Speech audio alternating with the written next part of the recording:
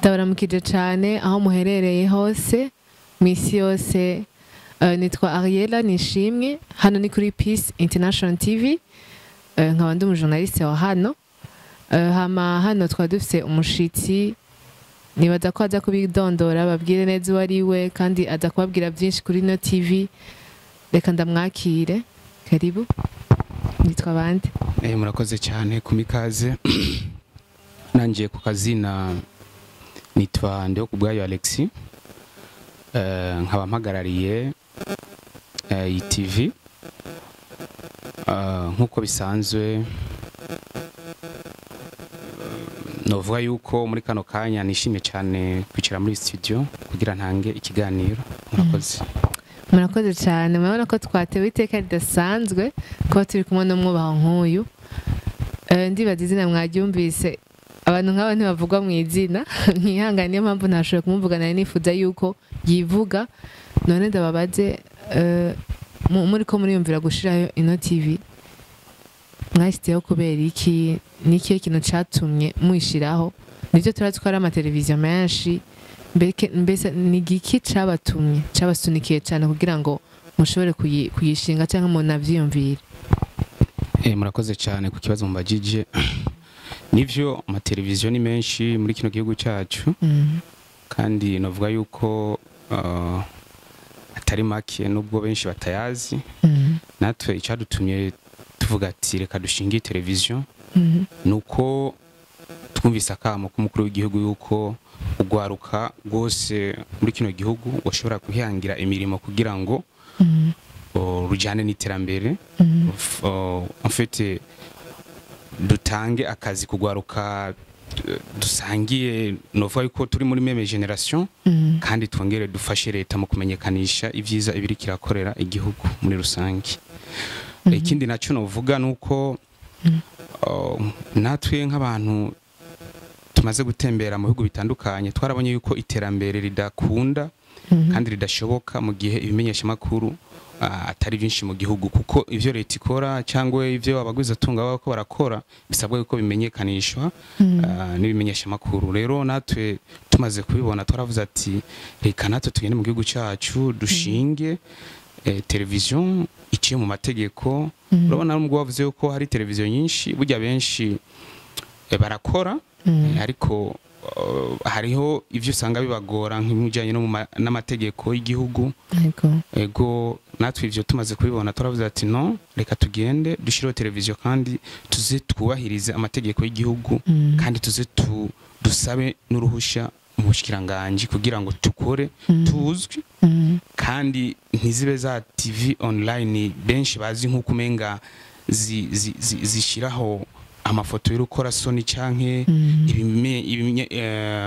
tuvuga yuko nk'amakuru usanga atari meza akoze isoni. Twe rero tuje kugira ngo mfite twerekane igihugu cyacu mu vyiza, mu karanga, mu mico, dufashe no gwaruka rumwe na rumwe bijukire kuja kw'ishure kurusha, kuko turanahiriwe tugiye kuraba muri Afrika. Twasanze yuko Burundi buko buratera imbere cyane, buratera intambwe cyane mu bintu vya education. Rero natwe nivyo turakeneye kubikorera ko cyane kugira umwene gihugu wese mu gihugu cy'u Burundi abe yaraciye ku ntebe y'ishure. Nivyo muri rusangi. Murakoze. Ego murakoze cyane. Hama numvise mwatubwiye ibintu byinshi gose, mbega ari kibazo nacengira, mbega nta mbibe ifise ko numvise international. Iyo international gisigura ko ushobora gusigurira abariko baratwumviriza. Numvise muriko muravuga ku kintu cy'u Burundi gusa, nyene abarundi bose bayimenye, mbega hanze ntiyemerewe gukora canke nibyo hano bibonwa n'abantu benshi, abazungu, abarabu, abirabure. None abandi bantu bizobamarira iki? Kumenga ni vyerekeye abarundi gusa, ariko mwibuke ko yitwa Peace International TV. Eske abandi nabo ni gute? Murakoze cyane ku kibazo mu mbajije. Nivyo izina ni Peace International TV. Hanyuma muravuze yuko navuze cyane kuvyerekeye igihugu. Hajya baca umugani mu Kirundi bati utera uburezi abwihera Yego. nabanje kuvuga cyane ivy'igihugu cyacu kubera nico ndimo nico canyibarutse Yego. kandi ninaco nkeneye gukorera cyane kuruta ibindi bihugu byose biri kuri iyi si ariko rero burya kuba inyakamwe si vyiza canke kuvuga yuko nyamwigenda ko ntari miri menshi ntibisigura yuko nubwo no kundi igihugu canje kurusha ibindi bihugu yuko ivyo bindi bihugu mba navyanka oya ivyo bihugu tuzofashanya navyo kandi nkuko wabivuze ni international ntambi bigira nimba bishobotse yuko tujya gufata amakuru muri Uganda cyangwa i Burayi turagenda cyangwa tuzogenda naco novuga yuko kuri ico naco gituma no mu kuyitanguza burya si jewe nyene nayitanguje ndi ngaha hariho n'uwundi ari hanze gufashanya mu bihugu vya Buraya hiyo aigo nawe araterera kandi nawe yasize mu buryo bwinshi kuruta jewe nico gituma rero novuga yuko ntambi bigira kandi nawe iyare arabona ukungene ibindi bihugu bikora mu bijanye na n'intuze n'ama TV online naco gituma yazanye ico cyumviro hanyuma natwe tugishira mu ngiro ego murakoze cyane nihangane ndaza kwabaza ibibazo byinshi ariko kandi mukamara nabinyishura murakoze cyane hama hari ikindi kibazo mfise mbega umuntu wese azoyiraba azokwitora yaba umuntu akuze umutamakazi umwana kuko murazi ko izi mbuga ziraba ko abantu benshi n'abantu benshi cyane babiraba mbega umuntu wari wese aravye nk'ibiganiro muza muri ko murashaka ko hari akantu mwacishijemwo ngo hari ama TV menshi ashobora kwerekana amasanamu y'ibiterasoni canke iki hari abantu benshi beintereswe n'ibintu nk'ivyo ariko mwebwe muje guhindura ingendo eske abantu bose bazokwitora umutamakazi umusore inkumi bose bazokwitora bivanye n'ivyo mwateguye byose umuntu wese azokwitora kugira ngo yumve ko ayikunze yama yikurikirana igihe cose murakoze murakoze cyane ku kibazo cyanyu ciza mumbajije novuga yuko nico gituma twavuze yuko tuje kugira ngo twerekane yuko TV online zose zihari ntizerekana ibiterasoni cyangwa ntizerekana amasanamu adahisha icyubahiro igihugu rero mu nshingano zacu dufise nuko ivyo tuzokora byose tuzokora duciye mu mategeko y'igihugu na mpuzamakungu bisigura yuko ayo masanamu y'ibiterasoni canke imvugo zitameze neza eka ivyo ntavyo tuzokoresha twebwe tuzokora ibiganiro yabo muto ukuze umusaza mutamakazi bose bazobisanzure kubibona kandi babone yuko bibafitiye akamaro nico natanguriye ko mvuga yuko twebwe tuje kugira dufashe leta mu vyirikira kora mu migambi myiza mfite kuyifasha nako no kuvuga no kumenyekanisha ivyiza birikira kora no gushika aho usanga habaye nk'ikintu kanaka abatware ntibashobore kukimenya ariko giciye kuri TV bakabubona hama bakagenda bagafasha muri ico kintu nimba habaye ivyiza nimba habaye ibintu bitameze neza bakaraba kungene babikosora cyangwa batera intege abo bantu baba bakoze ivyo vyiza yego koze cyane murakoze cyane ndase kandi ikindi kibazo kimwe nshaka kubabaza mbega umuntu yobakenera yobasanga hehe mbega iyo televiziyo yanyu irafise ikibanza ahantu muri canke umuntu acari kuri terrain murafise biro y'iwanyu mbega nta bindi bikorwa mufise mukora ni TV gusa nta kindi kintu gihari mushobora kuba mukora iyi TV yanyu nyene ishobora gukora kugira ngo nk'umuntu abakeneye nimba ari byo kumenyekanisha ibintu vyiwe canke ikindi kintu kanaka nta kindi kintu caba gihari ama mutubwire n'ahantu mukorera ikibanza canke aho kiri murakoze muragize neza cyane mbonohera yuko reka mbere ku kibazo cy'ikibanza ikibanza aho dukorera turafise adresse ego turafise adresse kandi adresse iri ahantu horoshe cyane abazi kuri Alpha CD Technology haruguru yo isoko kwa Sioni ngabo yitwa Bujumbura City Market ariko benshi bayitwa kwa Sioni ugeze kuri Alpha CD Technology ucuraba mu bubamfu bwawe uri kuramanuka uvuye kuri Koteo ucubona pancarte yerekana Peace International TV. Ku ma service nayo dusanzwe dukora hariho kuvuga yuko nk'abafise imanza urabona kenshi mu mico y'ikirundi turakunda imanza gose. Yego. Turakunda imanza cyane. Hari mariage, hari anniversaire. Anniversaire ni yubire. Swate yubire y'imyaka, swate yubire yabubakanye bamaranye imyaka 25 canke yubire ziri ubwoko bwinshi. Rero kandi tukongera indi service novuga yuko tuzokora muri kazoza, tuzobazanira imashini ishobora kubafasha kuimprima ibintu bitandukanye. Yego ariko muri kano kanya novuga ko service dushobora gukora ni yerekeye mariage, yerekeye anniversaire, n'izindi zidasaba ibintu bihanitse cyane ko turacari mu ntango.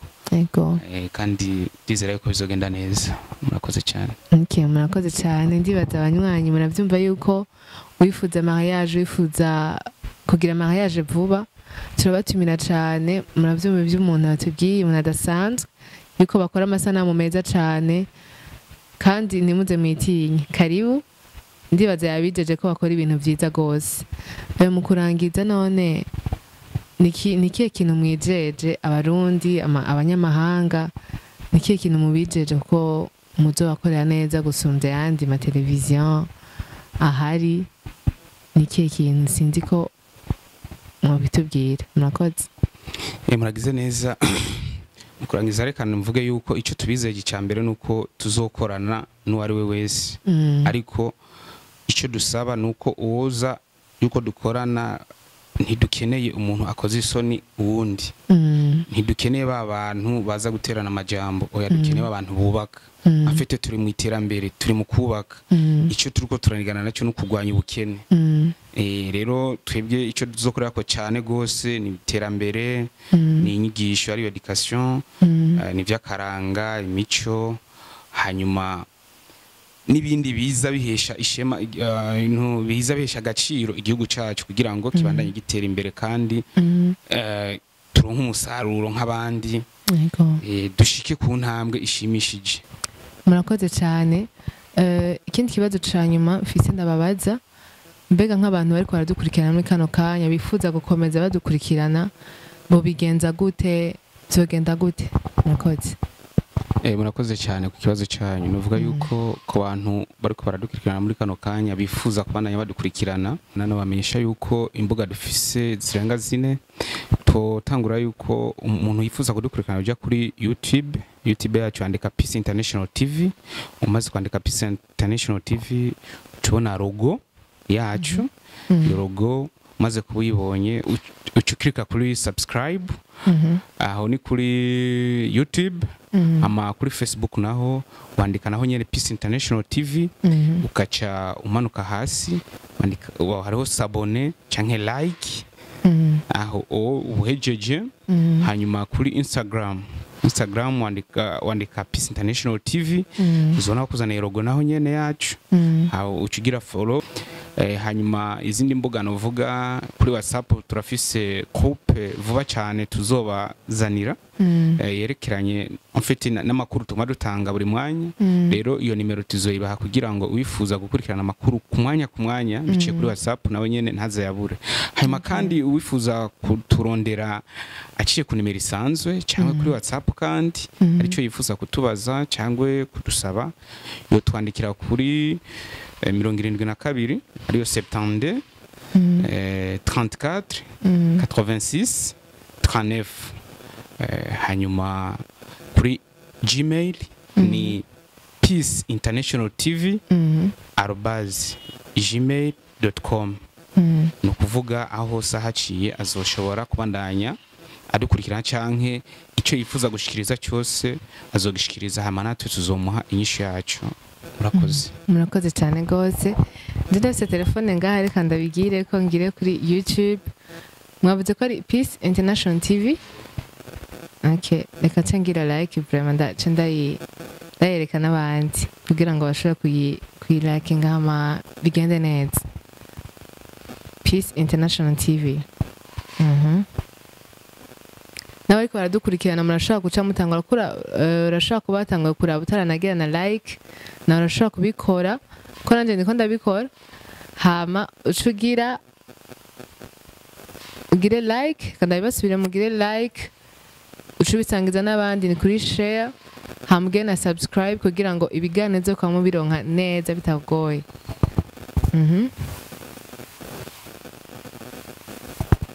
Asha connection ni hatari. Murakoze cyane, murakoze nibaza ko ibyo nashoboye kubabaza no kuri mwabinyishuye neza. Mbega namwe nta kindi kibazo mwamwifuza yo gushikiriza hano mwumva ko nta kibabajije? Nta na kimwe, cyose ni sawa. Mu bibazo wambajije nagerageje kubyishura, icyo utambajije naco uvuga yuko kitari gitekanije uyu munsi ngira muzokimbaza undi munsi. Hama icyo norangiza ko norangiza ndabamenyesha ndabatumirira benshi kandi ndanabasaba yuko babandanya badukurikirana kandi bakadushigikira kuko tuzobakorera ibintu byiza bizima bimeze neza kandi ndizera neza yuko nabo batazogaya kuko dufise abamenyesha makuru babizobereyemo, dufise umukameramani abizobereye, eka dufise n'abandi bakozi b'abatekinisiye bazi kora ico bajejwe.